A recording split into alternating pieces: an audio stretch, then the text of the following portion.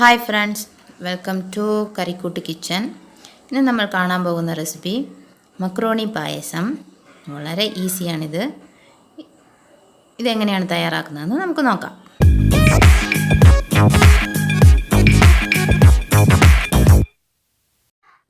ഇതിനായിട്ട് ഒരു പാൻ അടുപ്പത്ത് വെക്കുക.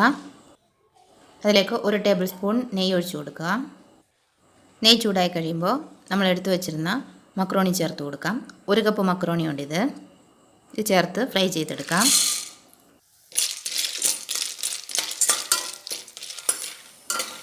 ഇതിപ്പോൾ നല്ലപോലെ ഫ്രൈ ആയിട്ടുണ്ട്. ഇതിലേക്ക് നമ്മൾ എടുത്തു വെച്ചിരുന്ന 1/2 ലിറ്റർ പാൽ ചേർത്ത് കൊടുക്കാം.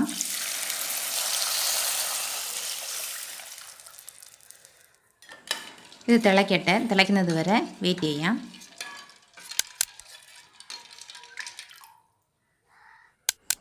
ഒരു ചെറിയ കഷ്ണം പട്ട ചേർത്ത് കൊടുക്കാം.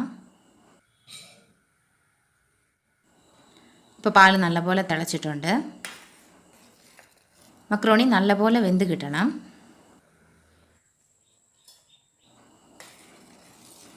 ഇപ്പോൾ നമ്മൾ ചേർത്ത മക്രോണി നല്ലപോലെ വെന്തിട്ടുണ്ട്.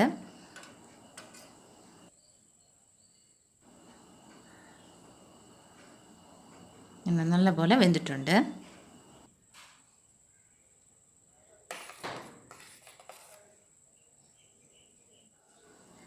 നമ്മൾ എടുത്തു വെച്ചിരുന്ന 5 ടേബിൾ സ്പൂൺ പഞ്ചസാര ചേർത്ത് കൊടുക്കാം. പഞ്ചസാര നല്ലപോലെ മെൽറ്റായി തിളയ്ക്കട്ടെ. 1 ടീസ്പൂൺ ഏലക്കാപ്പൊടി ചേർത്ത് കൊടുക്കാം.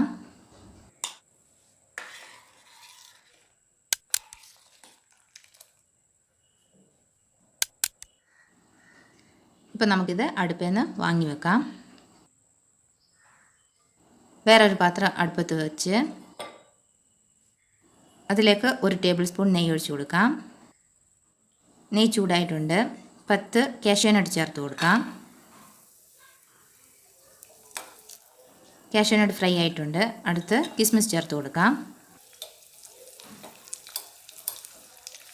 ഇത് നല്ലപോലെ ഫ്രൈ ആയിട്ടുണ്ട്. നമുക്കിത് അടുപ്പത്തൊന്ന് മാറ്റാം. ഇത് നമുക്ക് പായസത്തിലേക്ക് ഒഴിച്ചു കൊടുക്കാം. നമ്മുടെ പായസം ഇപ്പോൾ റെഡി ആയിട്ടുണ്ട്. വളരെ ഈസി ആയിട്ട് ചെയ്യാം, പക്ഷെ നല്ല ടേസ്റ്റുമാണ്.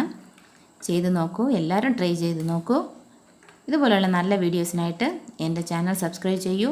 മറക്കാതെ അടുത്തുള്ള ബെൽ ബട്ടണും ക്ലിക്ക് ചെയ്യൂ. Thank you for watching.